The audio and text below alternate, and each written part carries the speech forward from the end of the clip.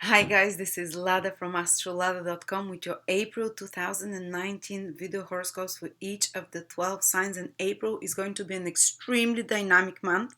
Guys, till the 20th of April we have absolutely no fixed signs. Planets are, in changeable, mutable signs, so there'll be a lot of fluidity, a lot of changes that are happening, but we have a powerful alignment that happens so rarely that's happening in April. We're going to have 4 planets in their own sign, or sign of exaltation. It will be powerful manifesting time, but with a lot of changes. So it's not going to be fixed, it's not going to be fluid, but some tremendous amazing results can happen. So I'm going to lead you sign by sign through each one of those influences. For each sign, I just wanted to let you know that we're starting a predictive course with Victor. Victor is an astrologer everyone probably knows already from the channel. He had the best-selling course ever. I mean, we saw like 300 places, and about 100 people came and said, we want him to teach predictive techniques, everything he knows, because he has like a 90% predictive success, which is so rare. I mean, anything above 50 is amazing. So he decided that he's going to teach all his techniques, which are based on classical astrology, classical predictive techniques used by the ancient people.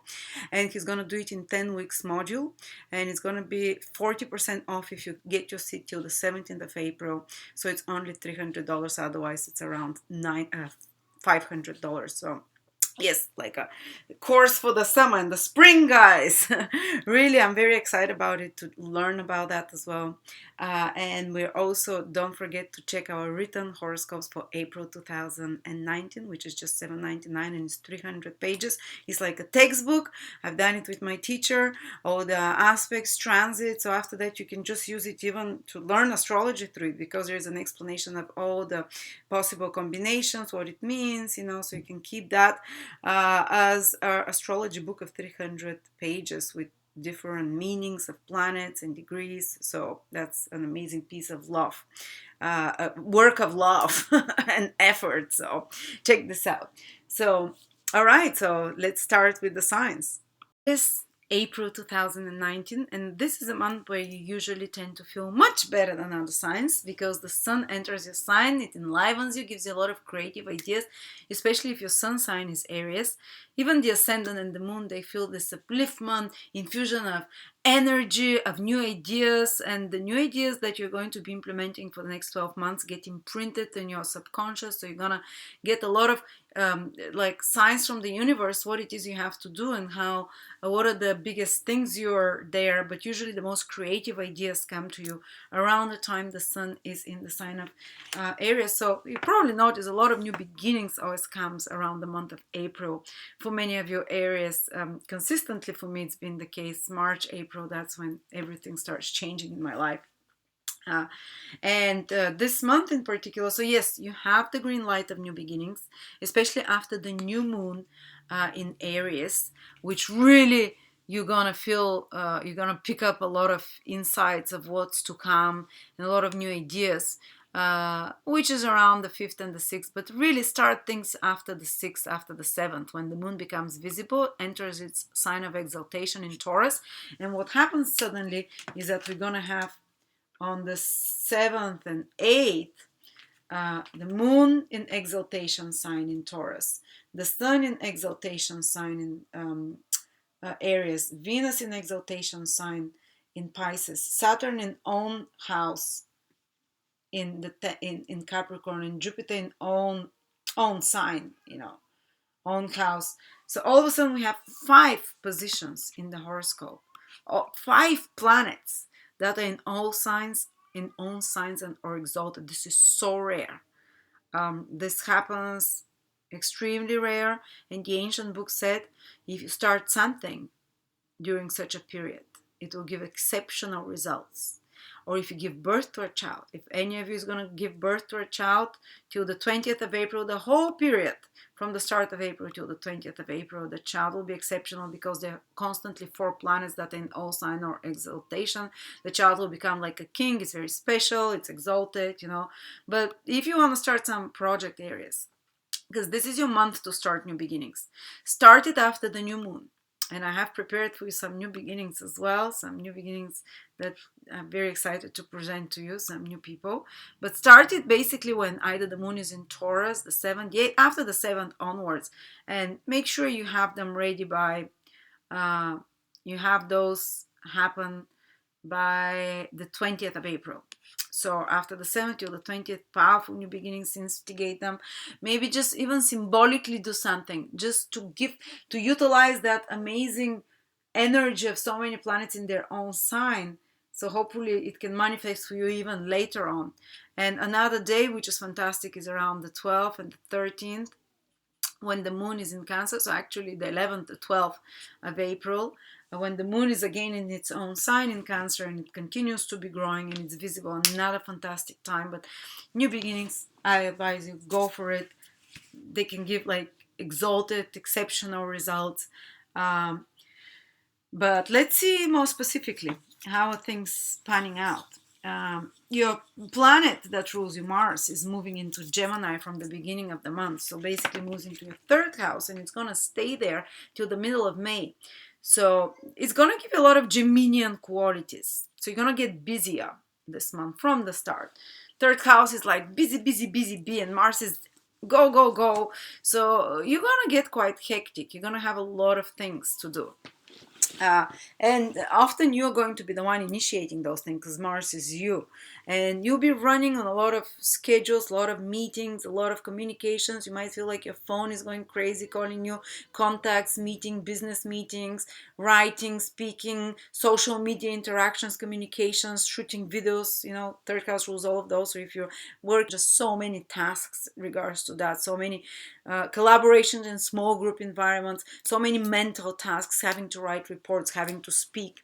These are the 3rd house. So busy, busy, busy. You might find it hard even to calm your mind and to sleep at night, but thankfully you have Venus and Mercury in the 12th house of sleep. So 2 benefics there should be able to retrieve into the sanctity of a sleep and retreat and rest. So maybe even also kind of switching off everything from time to time can help you, at least till the 20th of March, after 20th of April. After that, Venus and Mercury move into your 1st house. There is no saving you till the middle of May.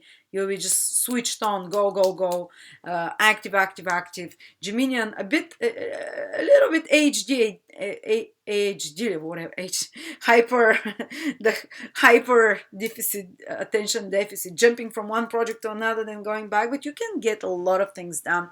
It's just you have to have the staying power, because till the 20th of April, there is not a single planet in a fixed sign, which means that you can start a lot of things in an excited way, but not follow through.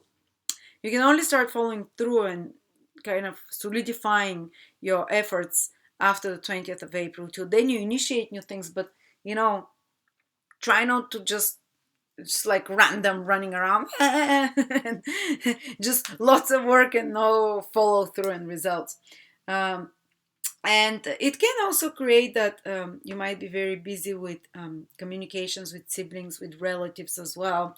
A lot of activity and dynamics. Mars in the 3rd house can indicate also moving or traveling. Till the middle of May, quite a few might have some travel that might feel a bit stressful because it's Mars, but you're initiating it. And if you've planned it well, Mercury is moving direct, should be okay, especially once Mercury moves out of the 12th house, enters Aries. So after the 17th of April, it becomes very auspicious for you for travels, and Mars helps you organize things fast and move forward. So this is a trigger to move somewhere, to travel somewhere as well, to organize those things, to be very busy with marketing, with advertising, with writing, with speaking, all those things.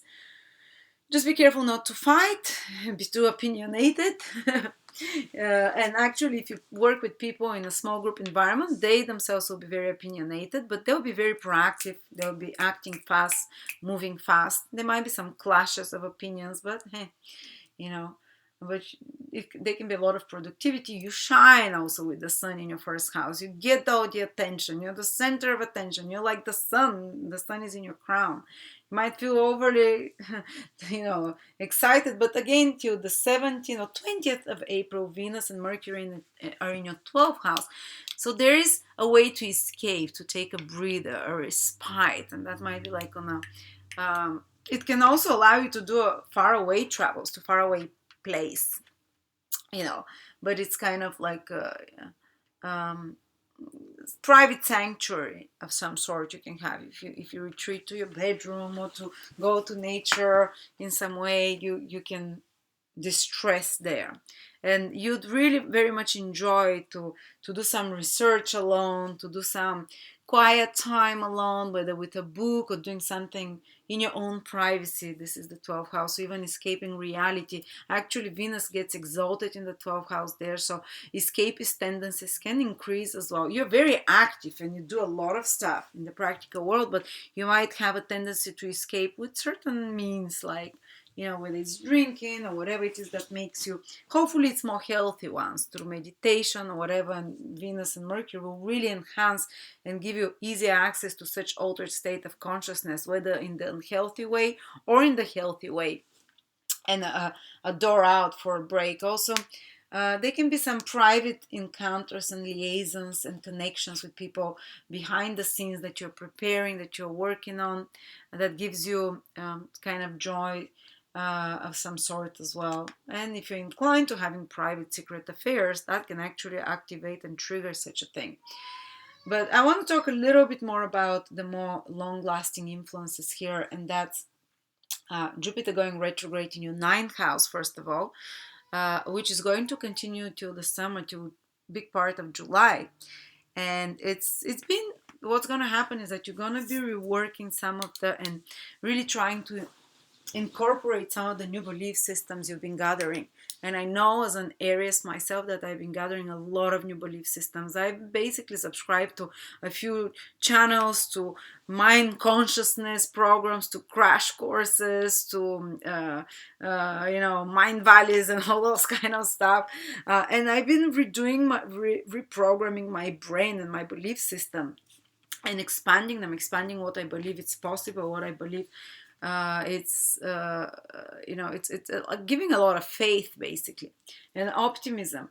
But while Jupiter was moving direct, we've been gathering those. You've gotten some impression, some inspiration here, new teacher here, new teacher there, new crash course, a new tape on law of attraction or beliefs, believe that the universe is expanding, it's growing, it's maybe my beliefs have been, it has been circled around the much more limitless opportunities possible for me. And these things now, when Jupiter turns retrograde from the 11th of April for about 4 months, we'll have the opportunity to really test those principles, this new information about the universe, of what's possible in our life, about our own opportunity and how much we can reach and expand. We'll really have an opportunity to start working on those new goals. It's something that you thought about already. It's something that you've been excited already, but maybe you still haven't started doing it. Jupiter goes retrograde. You're going to be asked to do the hard work for that. Those new opportunities, those new goals, those also some new educational directions that you've been wanting. Maybe you revise where you want to study and change your university. Maybe you revise what you want to study and get inspired much more for something else and go and study that.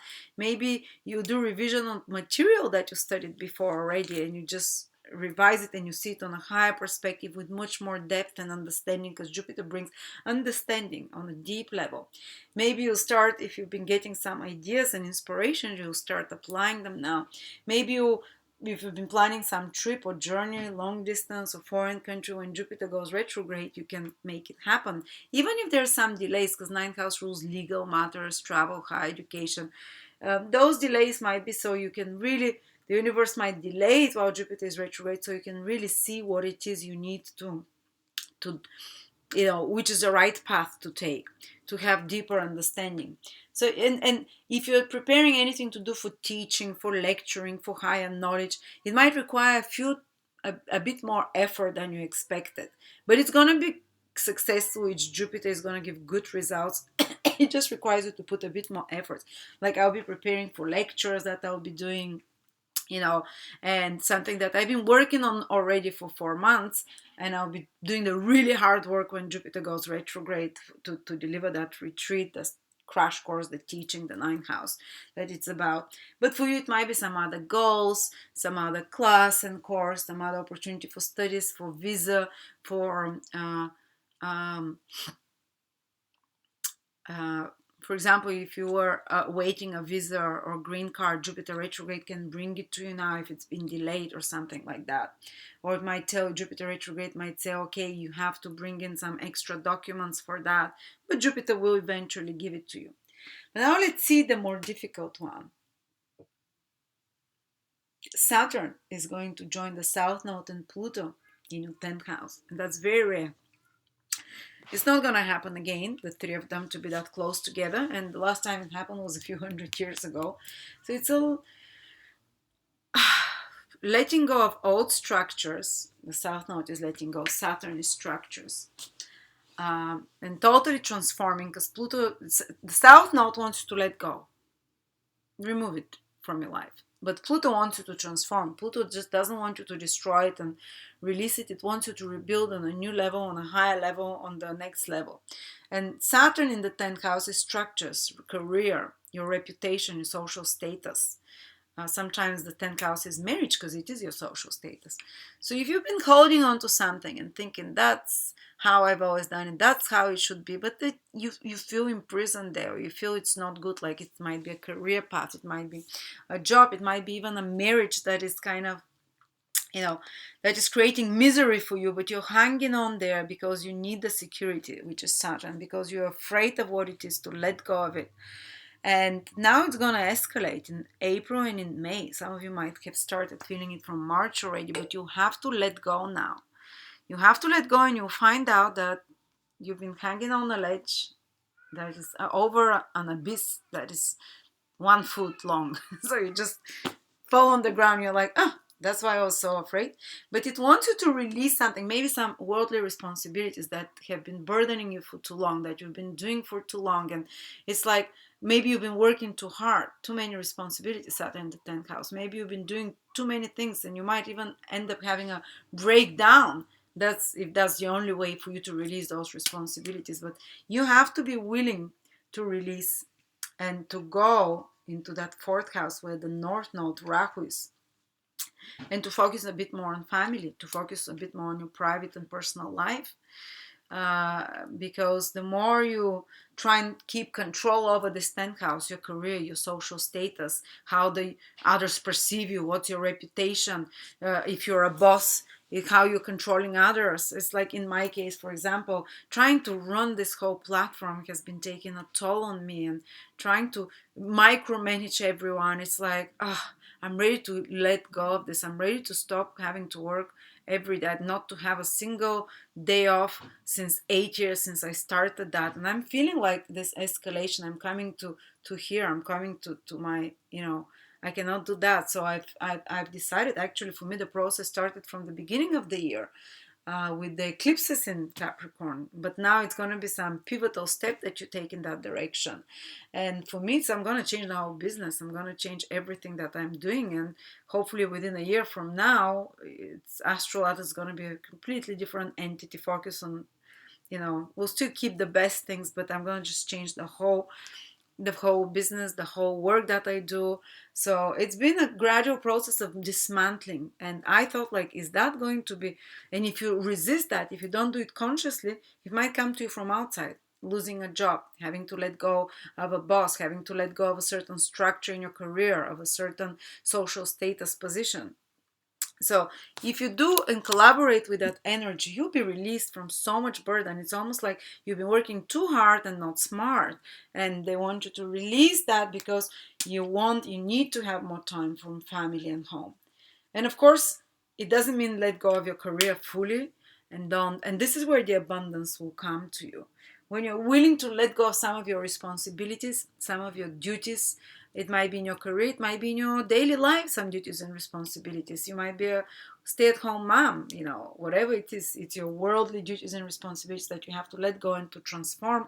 So it gives you more quality times with loved ones.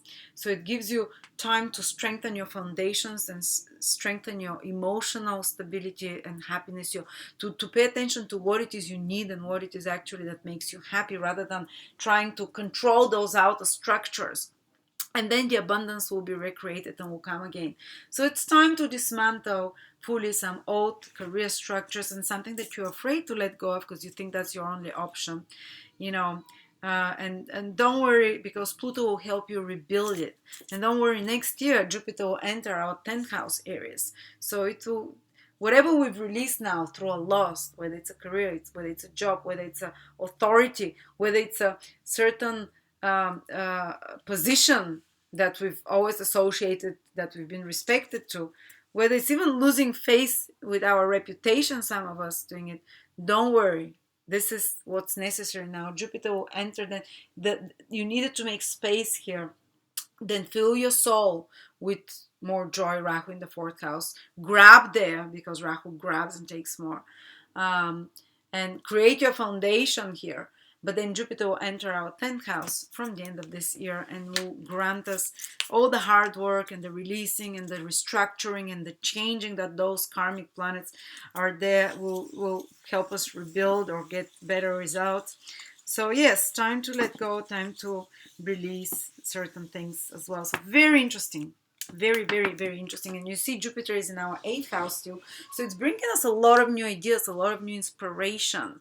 It's bringing us a bigger and future that is possible. So it's going to be easy also to release, the hold on to that structure of the 10th house that Saturn and South Node and Pluto require. So thank you so much, Aries. If you want to learn predictive astrology and be a certified predictive astrologer, join me and Victor on the 17th of April. Till then, it's 40% off. It's 30-hour predictive course, predictive astrology made easy and simple. And it's using the most tried and tested methods with the highest predictive results that I've ever seen. And you can get 40% off. You're going to be certified, and you're going to start working with clients or predicting for yourself. And you can pay in 3 installment payments even as well. So thank you so much. So check out the monthly horoscopes that I've written for April. 300 pages, 300 slides. It's like a manual and textbooks, which you can use after that to learn astrology or to read even people's charts, because you know, Venus conjunct Neptune, for example, there is a whole chapter on it. What does it mean? It's not only happening in April, it can happen in a person's chart and all of those things. So thank you so much. Thank you for supporting me. Thank you for supporting our work. I hope for a bit longer to be able to deliver what I deliver, and then we'll be doing things differently. So thank you so much.